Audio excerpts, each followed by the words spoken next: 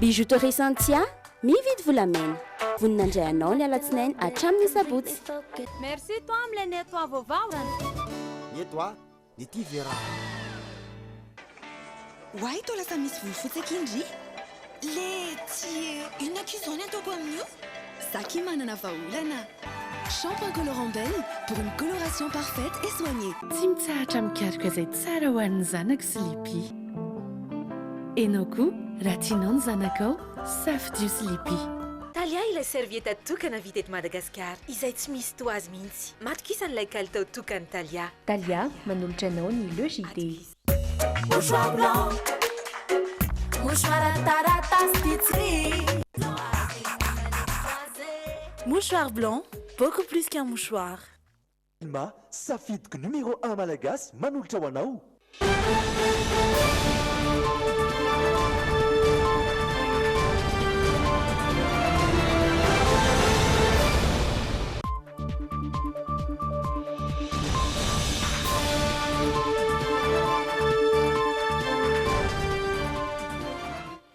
Sabotsy folo aogositra taona semifolo sy riva amin'ny fitora sasany takariva izao toko lasy toko vavy fotoanantsika miaraka amin'ny logité ateriny raba ho antsika asaina araka amin'ny vao hatramin'ny farany tsy mpanan'olo izay tonga dia tombontsika ny vaovao satria anomboka androany dia anaraka ny fifanitsana sy ny faninanana ary ny lalao pazapa incognito antsika aoriny reto logité reto ndeo tsika anaraka amin'ny voaloatra amin'ny farany.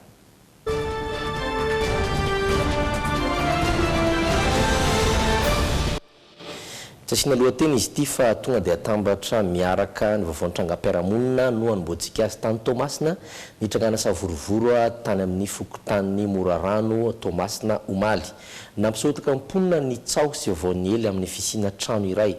Nahitana lohan'olona maromaro efa maty nisy ny fandona tao amin'ny vahoaka sy ireo mpitandro ny filaminana ary efa milamina izany amin'izao fotoana raha araka ny fampitam-baovao ny mpanao gazetinay any an-toerana. Ndao raha tsika vetrana. Omaly tolakandro tokony tamin'ny 3 ora no niangany tantara. Naniraka mpiasa ny vaovao nandeha nisasa tamin'ny trano fidiovana ilay ramatotompon'ny trano eo amin'ny 4 chemin Morarano.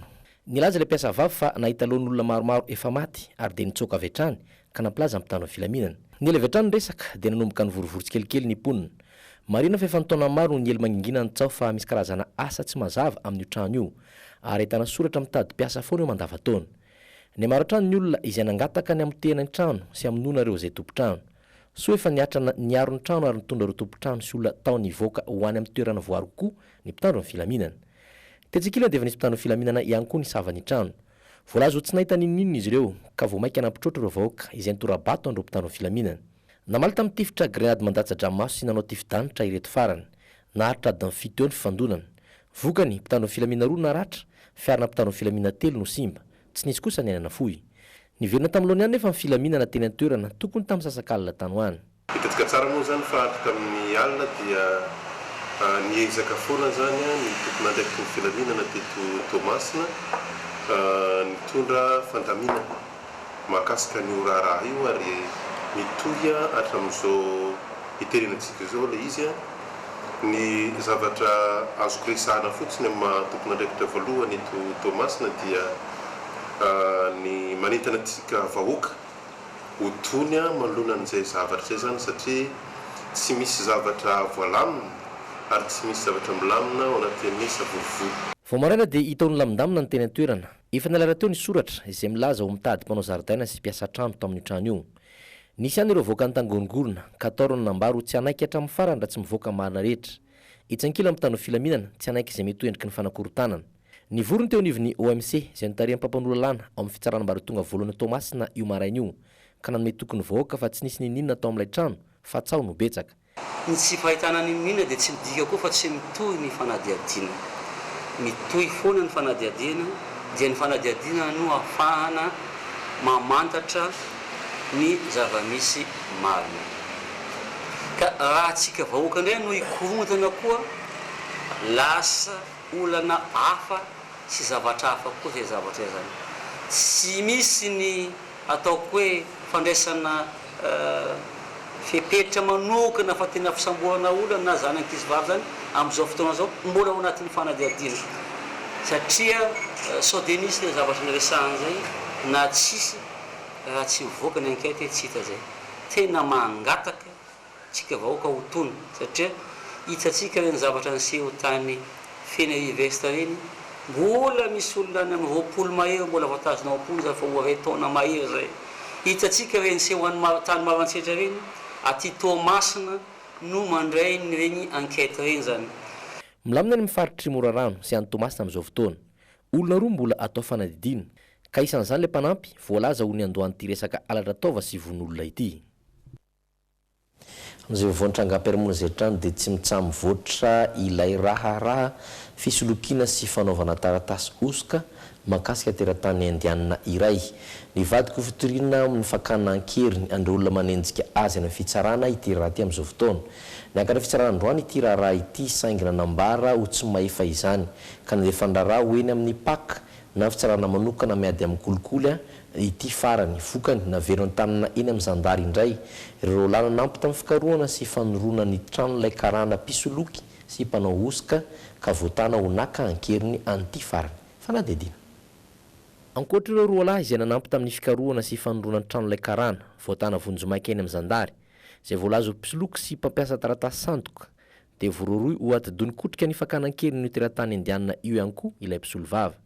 Mahakasika ilay rarakidinapina indray dia voalaza fa ny andro izay nandehanana teny amin'ny polisy ka nahatonga ilay milaza fa ho conseil spécial amin'ny président no nanaovana ilay kidnapina. Mariako tona nefa fahafatelo ny volana jolay izahay no nanao ny plainte teny anivon'ny polisy akoatra le natao taty amin'ny gendarme tamin'ny volana juin. Ny fahadimy volana jolay dia nisy ny fikasana fisam-bolana nataon'ny polisy noho ny zavatra rehetra fa hitan'zareo ny zavatra tsy aladalana ataon'ny olona io.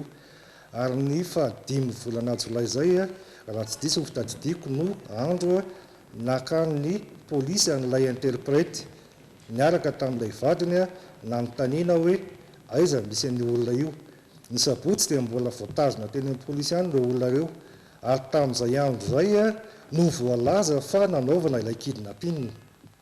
Ny tena koa nanatrika tsara n'izany fifanatrehana tao amin'ny zandara tany amin'ny polisy zany ary ilay olona anankiray voatana ihany koa izay nanontany ilay olona misandoka au conseil spécial amin'ny président dia teo tamin'io fotoana io ary zay ny anisan'ny antony nitazomana ny olona io.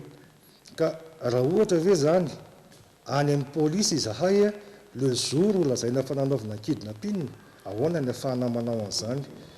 Tamin'ny 5 efa fotoana nanaovana ny polisy arrestation dia efa nisy polisy andro sy alina teny an-trano teny ka raha nisy tokoa hoe kidnapina tsy zay ny voasandro volo teny. Izay no ilazako hoe misy resaka hafahafa ao anatin'ity resaka ity fa izay rehetra mitolo sy manampy anay ao anatin'le izy dia samborina sy anaovana antsonjay amin'izao fotoana izao. Raha tsy evina dia teratany karana iray no nitony teny ho mpandraraha ka nivarotra tamina teratany karana hafa ny iray tamin'ny orinasany izay orinasa tsy misy akory. Ankoatra io dia miovaova trano ny mombombo ity teratany karana ity. Nametraka fitony mikasika izany ny mpisolo vavan'ilay mpividy orinasa kanefa dia izao mivadika hoy izy ireo indray no toriana ho naka-ankery ilay teratany karana pisoloky sy mpanao osoka. Izay mahakasika an'ireny fa hanomboka ny talatao avy izao no hitondrany ao anivon'ny gouvernemanta ny politika ankapobeny fanjakana na PGE enivon'ny antomeram-pirenena ny prime ministre tsilopika amin'ny gouvernemanta moa tatitra izany. Raka nambaran'ny prime ministre Christian Tsay Atrany dia setra maro lafy iadina amin'ny fahantrana izay naina voaka malagasy antaona ny maro no tena navoitra atao anatin'ny PGE. Mitatitra ny tsiko mavao mikasika amintsika an'izay Sonia Andrenirina sy misy Arazafinjatovo. Miainga amin'ireo velorano 13 ny filoham-pirenena Andrinirina Rajoelina ny nandrafetana ny PGE na ny politika ankapobeny fanjakana hoy ny prime ministre Tsay Christian. Teboka maro sosina izay miompana amin'ny ady amin'ny fahantrana no tena misongadina ao anatin'ny PGE. Ankoatra ny sosialim-bahoaka, ny fanabeazana, ny fahasalamana dia singa iray manan-danja sy ny fampandrosoana ihany koa ny sehatry ny fandriampahalemana. Efa nisy ny ezaka natao saingy mbola maro ihany koa etsy ankilany ireo asa miandry manoloana izay ady amin'ny fahantrana izay hoy ihany ny prime ministre. Lafy ny fotodrafitrasa fantatsika mazava tsara fa tena tsy ampy fotodrafitrasa eto amintsika. Ao anatin'izany ny mahakasika ny lalana, ao anatin'izany mahakasika ny port, ny aéroport sy ny sisa.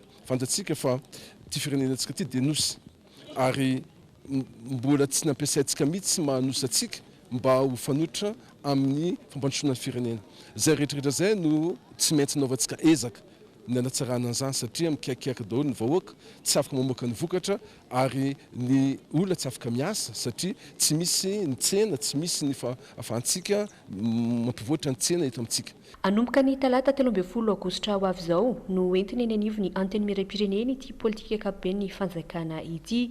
Aorian'ny fandaniana ireo solombavambahoaka izany kosa vao atolotra indray ny amin'ny lampana nosy kely eo anatrehan'ireo loholona.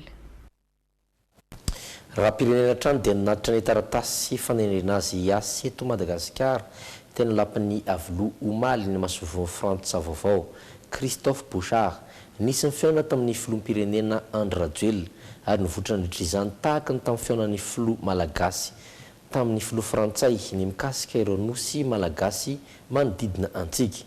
Ankoatr'izay dia ao mafisina ny fiarah-miasa efa nisy teo amin'ny firenena rotonta indrindra ny sehitry ny fahasalamana fanabeazana ary ny angovo indrindra ny fanakalozana ara-barotra arahantsika ny fanampanazavana. Partenariat exemplaire entre ny tianay dia ny atonga ny fifandraisana eo Madagasikara sy Frantsa ohatra ny eran'izao tontolo izao be dia be ny zavatra tokony ho atao raha ny resaka sy ny filoham-pirenena ary vonina hatrany ny Frantsa handray anjara amin'ny fampandrosoana volontaire pour participer à cette nouvelle étape de la coopération. Ankoatra ny masovoan'ny Frantsa dia nanatitra izay taratasy fanenrena azy ho masovo eto Madagasikara izay koa masovo vaoan'ny Allemagne sy Pakistan. Tao anatin'ireo fiainanareo dia nilaza hatrany ireo masovo fa vonina anolo-tanana sy hiariasa amin'ny Madagasikara. Pejy politika ny tanterana androany teny anosy ny fivorian'ireo mpanohitra maro antoko tsy mankato izao fitondrana izao no tonga teny antoerana. Anisan'ny lehibe tamin'ireny ny antoko tim ary nilaza fa mivondrona ao anatin'ny mpanohitra izy ireo mba ahafahana mitondra fampandrosoana fanoerana mitondra fanarenana izay no tanjon'ny antoko tim natrika izany Irina Andriamalala sy Doda Rajarinjato. Nisongadina tao anatin'ny fivorian'ny mpanohitra androany ny filazana fa tsy misy demokrasia raha tsy misy ny mpanohitra. Tao anatin'ny fahatsapana fa mikorosofana ny toe-karem-pirenena no ahatonga azy ireo hivondrona. Mila fanarenana ny firenena ary mitaky olona vonina amin'izany. Tokony hipetraka eto Madagasikara manomboka izao ny mpanohitra mba hitondra tsikera ampivoarana ny firenena. Nambaran'ny Alain André Miseza fa raha tsy manaiky ny hitsangana ny mpanohitra mpitondra dia mampiatra ny jadony. Tsy misy demokrasia ka tsisy mpanohatra mitsangana io manamay izy azy. Faharoa, ary efa tsy manisy mpanohatra eo anao dia mpanao dictature ianao manataka antsika rehetra na miresaka amin'ny communauté internationale raha atao fiteny teny italiana teny anglisy teny sinoa tsy izy ireo fazamena vola. Anisany antoko lehibe mivondrona ao anatin'ny mpanohitra sady efa mipetraka eo amin'izany toerana izany ny tiako Madagasikara. Raha ny fanazavan'ny sekretera jeneralin'ny antoko dia manohitra ao anatin'ny aradrariny tim ary mijoro mpanohitra. Fa na izany koa saka hoe tsara le hoe fivondrona ny mpanohitra zany mba ahitana le lalana hitondrana izay hoe fanoherana zay ho fanoherana mitondrany amin'ny zavatra mahasoa fa tsy fanoherana potolo fotsiny na koa hoe fanoherana noho ny tsy fitiavana na koa tsy mety fa ny an'ny tiako Madagasikara zany mitondra ny anjara birikiny izy ao anatin'ny fanoherana izay mba ho fanoherana mety ho an'ny Marina fa vao savaranando ity fivorian'ny mpanohitra androany tetỳ Anosy ity raha ny fanambarana mbola isy ny paikady ahafahana mametraka ny fanoherana milamina ary manaja ny zon'ny tsirairay. Melony ny atodika anaty dokam-barotra dia fantaro fa voafidy bâtonnet de l'ordre des avocats na ny filohan'ny lafitry ny mpisolo vava androany maître Chantal Razafinarivo. Dokam-barotra.